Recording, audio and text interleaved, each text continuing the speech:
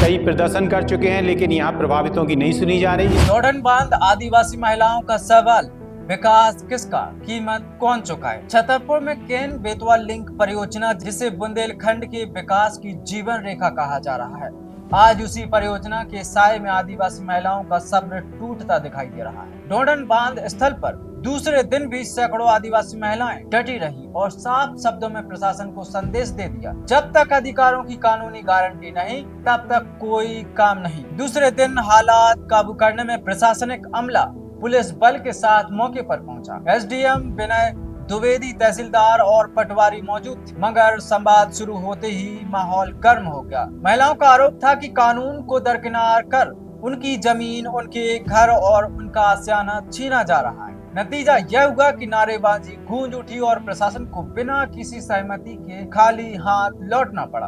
अब तानाशाही नहीं चलेगी। प्रदर्शनकारी महिलाओं ने दो टूक कहा, बहुत हो गया प्रशासन का मनमाना रवैया, अब ना तो डरेंगे और ना ही झुकेंगे। महिलाओं का यह भी कहना है कि यह आंदोलन सिर्फ मुआवजे का नहीं, बल्कि जल, जंगल, जमीन और संविधान प्रदत्त अधिकारों की रक्षा की लड़ाई है। उनका स्पष्ट ऐलान है, अधिकार मिलेंगे तभी बांध स्थल खाली होगा। मुआवजे पर सवाल, पटवारी पर गंभीर आरोप, ग्रामीणों के आरोप और भी चौंकाने वाले। किसी को मुआवजा मिला ही नहीं, किसी को टुकड़ों में थोड़ा थोड़ा पैसा, तो किसी को कहा गया कि पहले पैसे दो तभी फाइल आगे बढ़ेगी। सबसे बड़ा सवाल यह है कि जब जिले का पूरा प्रशासन कलेक्टर से लेकर एसडीएम तक मौके पर मौजूद है, तो फिर ये शिकायतें कैसे सामने आ रही हैं? क्या यह प्रशासनिक लापरवाही है या व्यवस्था की खामोश मिलीभगत? सामाजिक कार्यकर्ता का चेतावनी भरा बयान। प्रदर्शन में सहयोग कर रहे सामाजिक कार्यकर्ता अमित भटनागर ने प्रशासन पर सीधा हमला बोलते हुए कहा,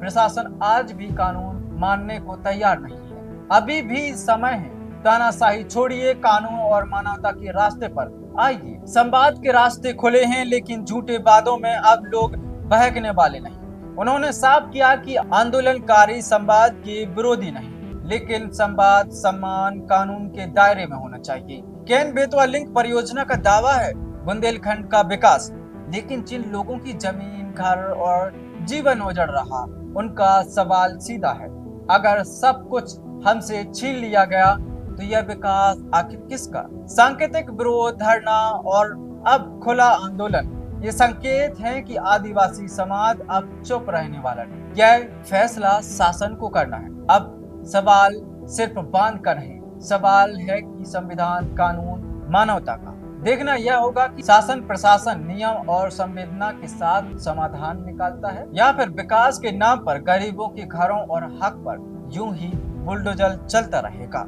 जनता सवाल पूछ रही है और जवाब अब डालना आसान नहीं। केन बेतवा लिंक परियोजना, जिसमें 25 प्रभावित गांव आ रहे हैं, पूरी परियोजना इनके त्याग पे टिकी हुई है। इन 25 गांव के लोग, जिसमें ज़्यादातर आदिवासी, इनके घर, संसार, इनकी आजीविका, पहचान सब कुछ छीना जा रहा है।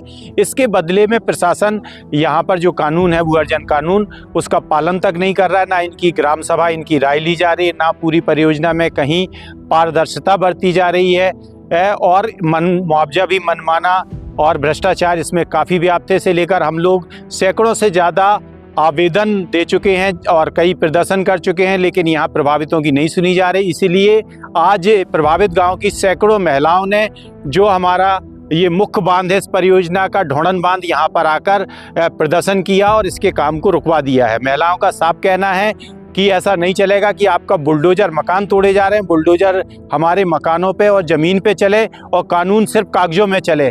पूरी प्रक्रिया को अगर आगे बढ़ाना है तो कानूनन आगे बढ़ाइए।